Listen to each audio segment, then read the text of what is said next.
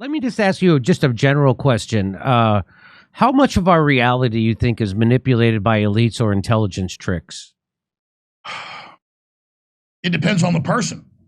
Some people are totally oblivious and pay attention to nothing except for sports or sitcoms or whatever it is they're into.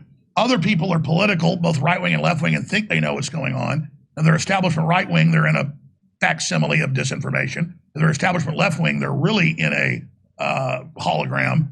And then you've got just normal, populist, informed people from blue-collar workers up to academics that just really get the fact that the public trust has been broken. The mainstream media lies on purpose.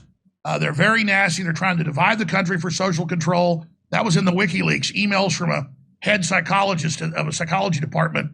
I think it was Columbia, but I forget the exact one.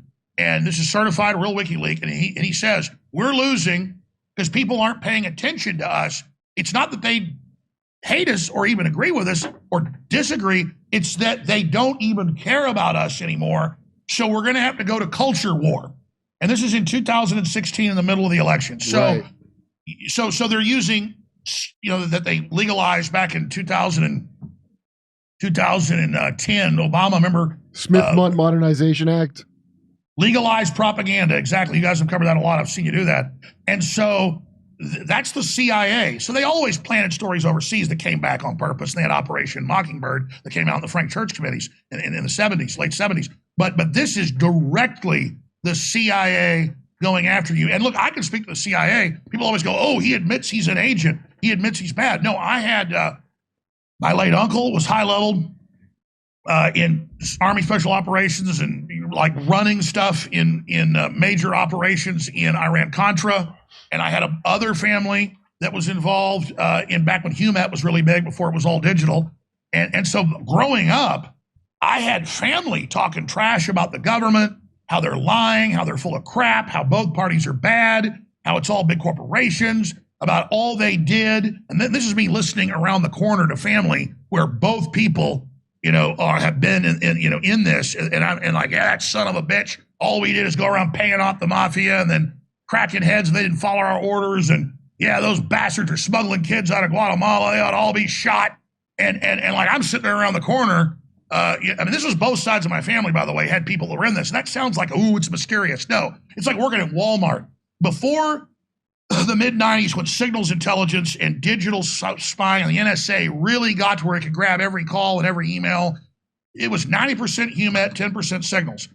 They phased that all out in the mid-90s. But before that, the CIA didn't just have its regular budget. It was, dealing cocaine. It was everywhere. It's like saying, oh, I had family work for Coca-Cola, except it's a government criminal mafia. And they recruit the best in their classes, patriotic. They had programs in the 60s.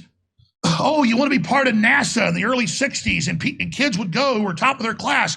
A recruiter would come into the school and say, oh, you're top of your class. And I see you, do all this and you can shoot really good. And you filled out this survey for NASA that you camp out sometimes for a week by yourself when you were like 12 years old. And, you've done all this stuff. We want you to join NASA. And we want you to come to the University of Texas when you're 15 next year. And we want to put you in a program. That happened to one of my family, very close to me.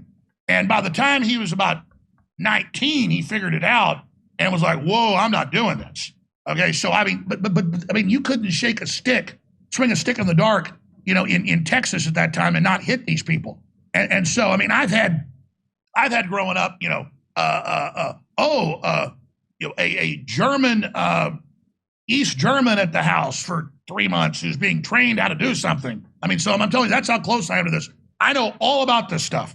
Come see us do a live stand-up show. We'll be in Venice, California, Palmdale, California, Omaha, Des Moines, Milwaukee, Lansing, Bend, Oregon, Portland, Oregon, Seattle, Washington, Boston, Massachusetts, and we're going to Europe. Do you live in Europe? We're going to be there. Go to jimmydore.com for a link for all those tickets.